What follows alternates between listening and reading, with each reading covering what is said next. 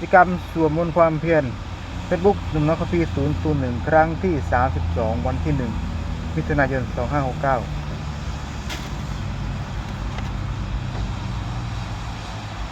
วันนี้เป็นครั้งที่32ตอนวันที่1มิถุนายน2569ข้าพเจ้าในบุญนำมนตรีวงศ์ขอเป็นวาจาสาธยายพุทธมนต์และสาธยายธรรมถวายเป็นพุทธบูชาธรรมบูชาสังฆบูชาและเป็นอาจารย์บูชาแด่องค์หลวงปู่ทวดองค์หลวงปู่ศิลาตลอดทั้งเทพเทวดาทั้งหลายขอเทพเทวดาทั้งหลายโปรดจงดลบันดาลและอนุโมทนาในการสวดสาธยายของข้าพเจ้านี้ขออนุภาพคุณพระรัตนตรัยคุณครูบาอาจารย์และเทพเทวดาทั้งหลายโปรดจงดลบันดาลให้จิตของข้าพเจ้าเป็นสมาธิควรแก่การสวดสาธยายมนต์ต่อไปอาลังสมาสัพพโตบุคคลพุทธังบุคคลตังโพธิมิสวะคัตโตบุคคลธรรมโมธรรมังสามิปฏิปันโนภะคะวะโตสาวกสังโฆสังฆนามิบทสวดชุมนุมเทวดา สมันตาจักวาเลสุอัตตาคัจจตุเทวตาสัทธัมมังมุนิราชสัสสุนันตุสโมทังสกีกเมจรูปเปคิริสราเตจันตาริเควิมานีเทเปรเทติคามิตารุวนะขานีเทหวัตุมิเกเตภุมตยันตุเทวาชลตะลาวิสเมยะขากันทัพนาคาติตันตาสันติเกยังมุนิวราวจนังสัตตบุมสุนันตุธรรมะสมณกโรยมตาธรรมะสมณกโรยมหันตาธรรมะสมณกโรยมทันตาส่วนนมักการสติกถานัมมุตสัพพะโตระโตสมาร์กุลสนัมมุตสัพพะโตระโตสมาร์กุลสนัมมุตสัพพะโตระโตสมาร์กุลสันสวดสัจจะกริยาคานัตถิเมสรานังพุทธเมสรานังมุรังเอเตนะสัจวัฒนะสุติเมหุนตุสุตานัตถิเมสรานังธรรมเมสรานังมุรังเอเตนะสัจวัฒนะสุติเมหุนตุสุตานัตถิเมสรานังสัพพเมสรานังมุรังเอเตนะสัจวัฒนะสุติเมหุนตุสุตาบทสวดมหาสมัยสุดเอวเมตังเอกังสัมปยังภควาสเกสุหารติกปิโรทัสมิมหาวานีมาตาภิกขุสุเกนะเตติปริมาเตหิภิกขุเตหิเสเพหิวะอารันเตหิปัจจหิโลทัตหิเทวตายภูยเนสนิปิตังติภควันตังทัสนัยภิกขุสังฆจาอัตตโคจตุนังสุตวาสกายนังเทเวนะเอตอะโตอายังโคสิอายังโคภควาสเกสุหารติกปิโรทัสมิมหาวานีมาตาภิกขุสุเกนะเตติปริมาเตหิภิกขุเตหิสัมเพหิวะอารันเตหิทัสหิโลทัตหิเทวตายภูยเนสนิปิตังติภควันตังทัสนัยภิกขุสังฆจายานุนามิปีนะควาตินุปัสสกมยมะอุปสติภควาภควัตโตสันติเกปทากัสสปัญญมติอัตโคตาเทวตาสยสปินามันพลวะปุเลโสสมิตังวาปังปัสสะยะปัสสะริตังวาปังปัสสะสมิเชยเอวะเมวะสุภาวาเสสุเทเวสุอัตระหิตาภควโตปุระโตปุระสังโฆอัตโคตาเทวตาภควตังภควติตวะเอกมัตังทัสสุเอกมัตังทิตาโคเอกเทวตาภควโตสันติเกอิมังธัมมัสติมหาสมุทรวรสิมิเทวกยาสัพพะตาคัตตมะอิมังธัมมะสัพพตังทักตะยิวะอปาราชิสัมปิอัตโคปาราเทวตาภควโตสันติเกอิมังธัมมัสติตระภิกขุสมาทังสุจิตาอัตโนจุกุมกังสุสารทิวานิตันติขเทวาอินทิยานิลักขันติปเรติอัตโคปราเทวตาภควโตสันติเกอิมังคาทังสปิริสันติเกอิมังธัมมัสสิจิตวากิลังจิตวาปิลังหิทาอิลังโอหังกัมเมชาเตจรันติสุทธาวิมลาจุกุมันตาสุสุนักติอัตโคปราเทวตาภควโตสันติเกอิมังคาทังพยิเยจิปุตตังสนังคตาเสนเตขมิสันติปะอปายาภูมิปหายามนุสังเทงเทวะกยังปฏิปุริสิติอัตโคภควาภิกขุมัจสิยภูยนะภิกขุเวทัสสุโลกธาตุสุเทวตาสนิเปเตหันติภควันโหติตถาคตังทัสสนัยภิกขุสังฆจะเยปิเตภิกขุเวเหสุงอติตามัทนังหันโตสัมมาสัพพะสิภิกขุตนังเอตบันนิวะเทวตาสนิเปตาสนิสารปิเทวตาสนิปฏิตาเหสุงเสยสปิมหังเอตหิอจิเยปิเตภิกขุเวปุสันติอนาตมัทนังหันโตสัมมาสัพพะเตสัมปิภิกขุตนังเอตบันนิวะเทวตาสนิเปตาอวิสันติเสยทัพพิมหังเอตหิอจิกิสมิภิกขุเวเทวกายนามณิกิติสมิภิกขุเวเทวกายนามณิเตสิสมิภิกขุเวเทวกายนามณิตังสุนัทสุตกามนาสิกโรธาภาสิสมิติเอวมเตติโคเตภิกขุภควาปัจจสุสุภควาเอตตโกจะสิโลกมนุกสามีทัพพุมาทัสสิตาเยสิตาคิริกพลังปฏิตาสมัยตาปทุสะวะลินาโลมหาปสัมมโนโอทาตมนาสาสุตาวิปัสสนาลามานาพิญโยปัจจสเตยตวามณีกปิลวัตถุตโตมันติสัทธาสวะเกชนะเตเทวกยาปิกันตาเตวิชาสัพพิโภเตจตวามกรุงสตวาพุทธศาสนาเตสัมปตโรหินามุสนาสนังอัปเปเกสตัมมตุกุงสังสังปริสังเอเกศาสนามุสนามุสุง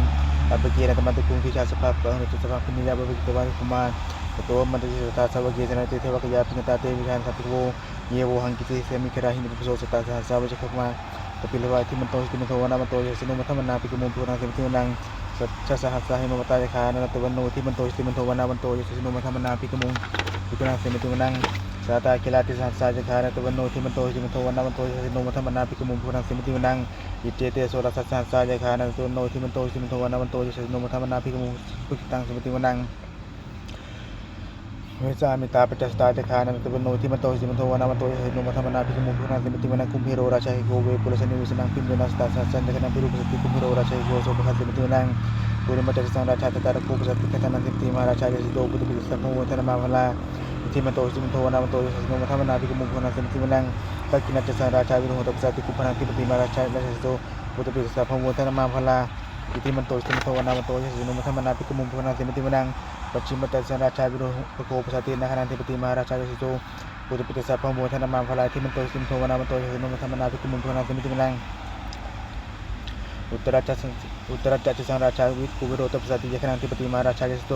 ปุตติสัพพโมทนามาภลาอิทิมันโตสิมันโทวนามันโตยสิโนมัทมนาภิกมุขนาสิมิติมนังปุริมัจจสังฆะโคทะคิเนนะวิโรโกปชิเวนะวิโรโหคุวิโรตสังจัตตารโรเตมหาราชาสมันตาจตุลิชาสังฆลัมมนะอันสุวณิกเปสเวเตสังมัญญาวินุสตาคูเวเตติคัสตามยาคูเวนทุวิกิทุวิหูเตวิโตตาจันทานุกัมมสิโตเตกินุมันทุจัปนาโทโอปมัจโจจัตเทวสุโตยมัตลิจิตสิโนจัตตโพนาโรราชาชโนสโพอาคูปเจสโกเทวัตติมบรูสุเรวัสสะอิเตติเจจราชโนคัตถปัสสะลพิโมทมนาภิกมุขนาสิมิติวนาทาคูนสภานาคาเวสลาสัตตากัมปราจสราคูปจคาสิปิยมนัตตระอาคูนคายสโนเปรบโนมหานาโคสุภาสิมิตินังเยนาคาราเชสสารติติปฏิชาปกิวิสตุวิหายสติวหิปัตตัสปนาอิติสนมังอภิยันทานาคราชานาสปอภิยันทานาคราชานามัสสิสุปันโตเขมมะกสิปโตสานาหิวจาหิอุปหิตานาคาสุปันนาสรณมังสุปทังจิตาวจนะหัตถนะสมุทังสุราสาปัตโรวสวสติที่มันโตยสนุกลกัญชามหาพิสมาอสุราคณเวสาเวปจิติสุติจัปหาราโทมุนิจิสหสกัจจปริพุทนาสเปวิโรจนามกาสนิตวะปริญชนังราคุปัตโรมุงสมโยธนิปัสติปิคุนังเสมติวนังอาโปจเทวาปฏิวิจเตโชวายุตสักมุงรุณาเทวาโสโมเตสันเมตากรุณาธิกาอาคูเทวายสิโนตัสเสเตทัสสะกยาสเปนันตุโนทิมันโตสิมันโทวนามันโตสิโนมัทมนาภิกมุขนาเสมติวนังเวตูจเทวาสาลีอาสมาจเทวมาทัสสุปิสาเทวาจันทมคุลิตาเตสุปิสาเทวาสิเรสุปิกิตานาคตันิปุริตวะอาคูมทวะลากาวะสุนังโสสุโตสุภะมิโตตัสเสเตทัสสะกยาสเปนันตุโนอิทิมันโตสิมันโทวนามันโตสิโนมัทมนาภิกมุขนาเสมติวนังกตาคูสังคูเทวาชลมัสสิกะชลมักสิคิริสราวิวะอริตกะเตโรทัจจะอุมาวุสิโนวรณาสัมมาจะอจุตตินิสกาสุเรจราคูอาคูสิโนสุโตนัสเสเตสักยาสเปนันตุโนอิทิมันโตสิมันโทวนามันโตสิโนมัทมนาภิกมุขนาเสมติวนังสมานามหาสมานามนุสัมมุสมากิตาปุสกาคูคูมโนปุสกาตาคูรโยเทวาเยจัลโลหิตุสนุปรคามหาปรคาคูเทวาสิโนปัจเจเตสักยาสเปนันตุโนสิมันโตสิมันโทวนามันโตสิโนมัทมนาภิกมุขนาเสมติวนังสุตากรุมหารุณาอาคูเวทนาสัตหะอุทัตถะประมุขอาคูติวาวิสกนาสตามัตตาหารกจามิสกาใจสิโนท่านยังอาคาปุจินโน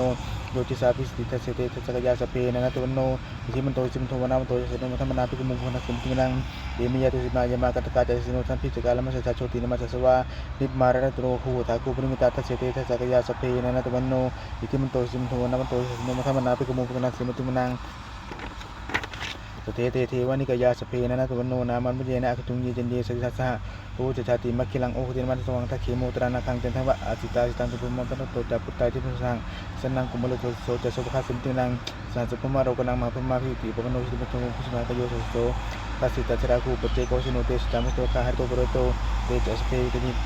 เตจะสเพพิเตสเตติเวสปะมะกิมาราสนาภิกมิปันสัตตะสัมปะยังเอตะคะตะปิสตาราคินะปะมะโตมันตาปะวะเรธามาโบมุตติโกยินาอิติตะมหาสโน